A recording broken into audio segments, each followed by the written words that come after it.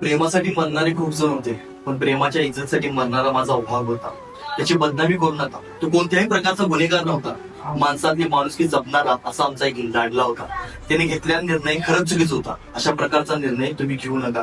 आज social media दिसत आहे की अभिवर प्रेम दाखवणारे खूप जण आहेत, पण अभि गेल्यानंतर ना त्याच्या नावाचा दुरुपयोग करणारे पण खूप जण दिसत आहेत. आपल्या आई बाबांचा विचार न करता, आपल्या मित्र परिवाराचा विचार न करता, आपल्या प्रेमाला कलंक लागू नये म्हणून घेतलेला हा निर्णय होता.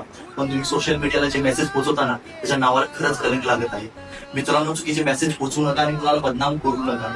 आज बघत आहे की प्रत्येक जण प्रेमसाठी नको ते व्हिडिओ टाकत आहेत, नको ते मेसेज देत आहेत, तर असं काही करू नका.